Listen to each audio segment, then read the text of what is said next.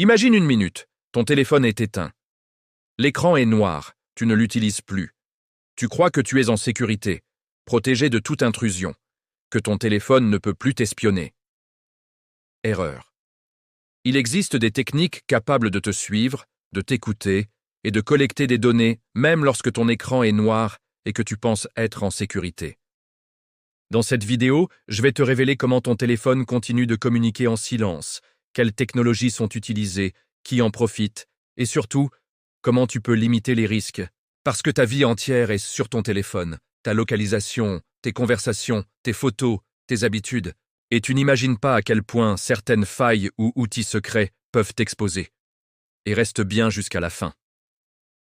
Je te partagerai un fait choquant sur les puces des smartphones modernes que très peu de gens connaissent, même parmi les experts. Le téléphone éteint, vraiment éteint. Quand tu appuies sur le bouton d'alimentation et que ton écran devient noir, tu crois que ton téléphone est totalement éteint. Mais en réalité, il passe souvent en mode veille profonde, deep sleep. Certains composants restent actifs, comme le module GPS, les puces Bluetooth ou Wi-Fi, le chipset de baseband, réseau mobile.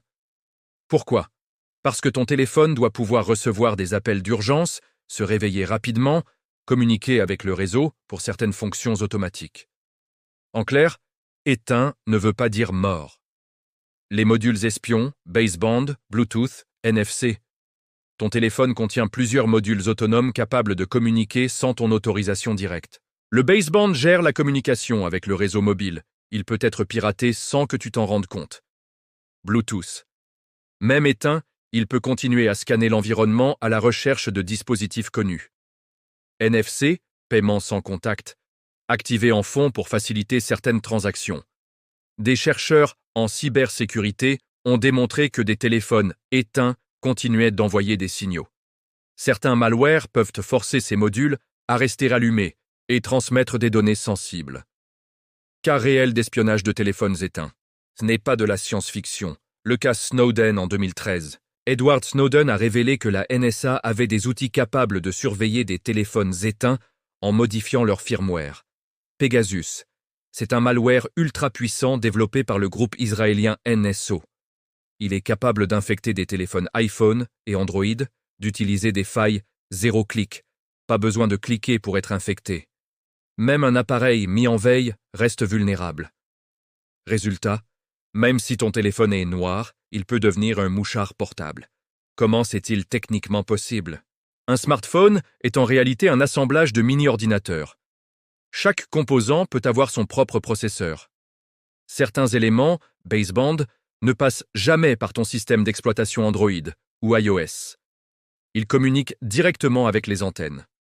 Cela veut dire que même si ton OS est propre, des modules peuvent être compromis. De plus, les fabricants laissent souvent des portes dérobées pour maintenance ou services d'urgence. Ces portes peuvent être exploitées par des hackers ou des agences gouvernementales.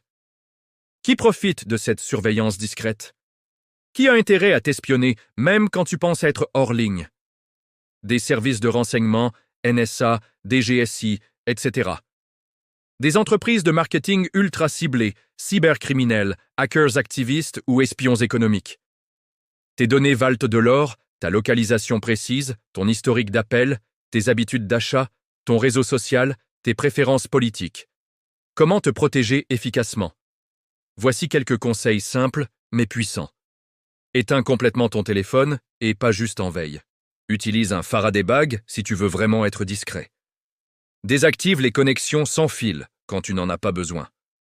Mets à jour ton téléphone régulièrement. Privilégie des marques et modèles reconnus pour leur sécurité. Et si tu veux vraiment la sécurité ultime, retire la batterie sur les modèles où c'est encore possible. Moins ta machine est connectée, moins elle est complexe, plus tu seras sûr. Mais attention, le choix du téléphone, c'est important.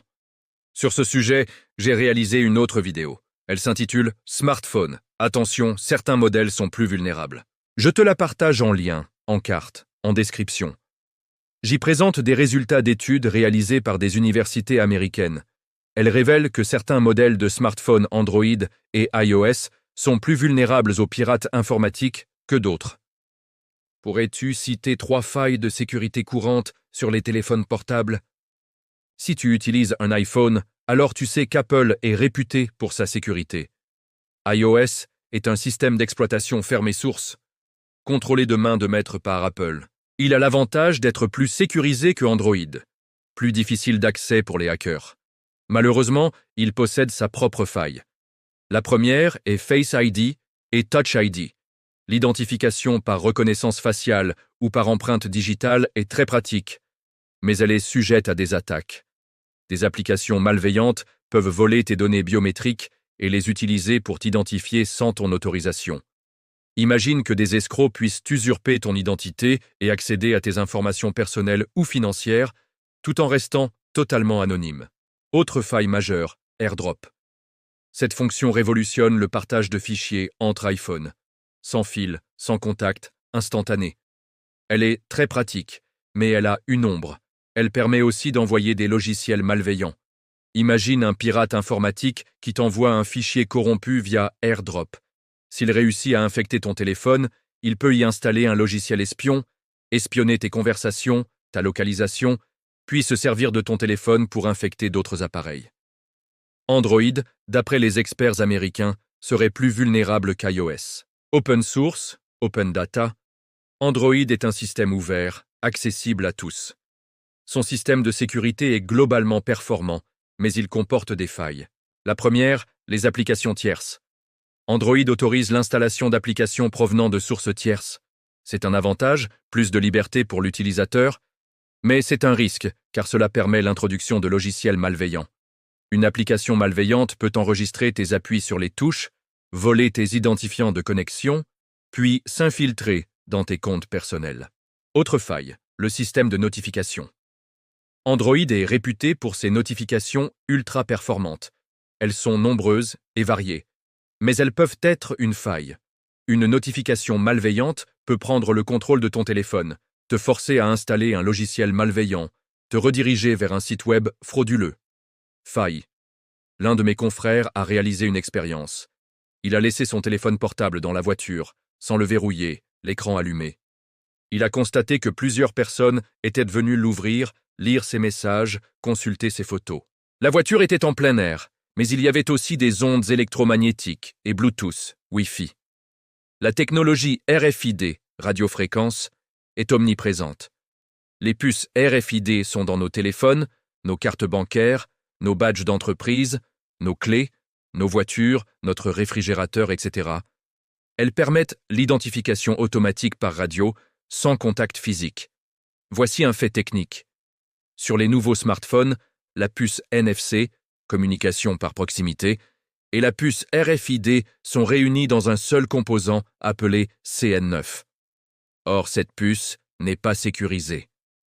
Un hacker a réussi à la pirater et à y injecter un logiciel malveillant. Il a pu ainsi voler des données confidentielles, des mots de passe, des numéros de carte bancaire. Le pirate informatique a utilisé une attaque dite « Man in the Middle ». Le CN9 a été programmé pour rediriger l'utilisateur vers un site web frauduleux. Le but était de voler ses identifiants de connexion. Voici 2 moyens de se protéger. Active le cryptage sur ton téléphone mobile. Utilise un mot de passe solide, change-le régulièrement. Ne partage pas ton téléphone avec qui que ce soit. Ne laisse pas ton téléphone sans surveillance, ni en public, ni chez toi. J'espère que cette vidéo t'a éclairé sur les failles de sécurité de ton téléphone. N'hésite pas à me poser des questions en commentaire. Et abonnez-vous pour ne rien rater sur les sujets de sécurité, intelligence artificielle, réseaux sociaux et applications mobiles.